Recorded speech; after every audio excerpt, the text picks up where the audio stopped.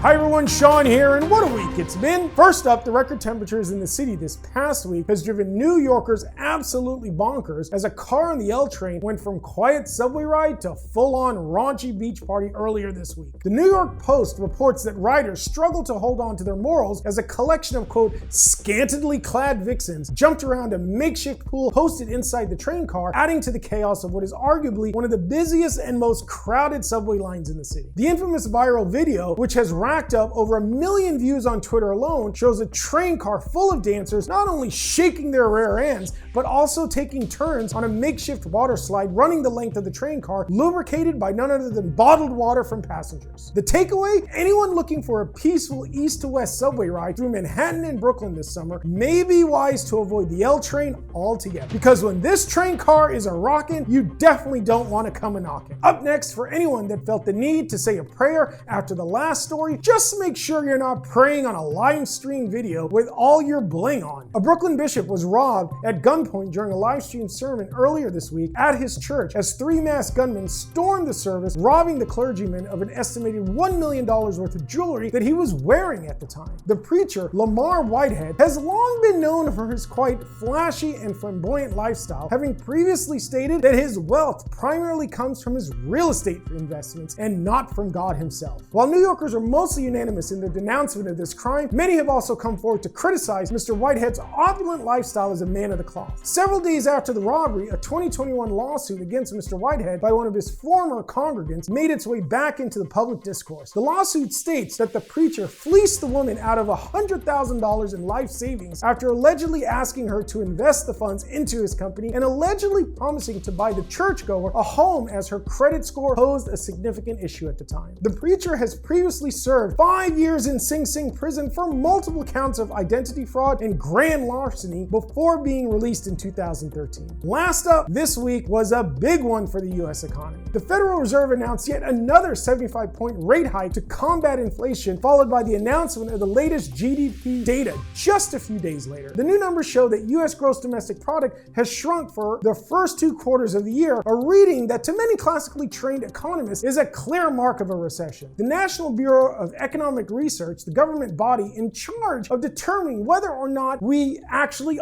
are in a recession, has not brought down that ruling just yet, but we have a hunch it's thanks to Janet Yellen. The Treasury Secretary made an announcement following the GDP report claiming that the domestic economy, especially the labor market, is too strong to indicate a recession, despite unemployment benefit applications consistently rising over the previous 8 weeks. This is Sean Black signing off from New York, and we'll see you next week on What a Week.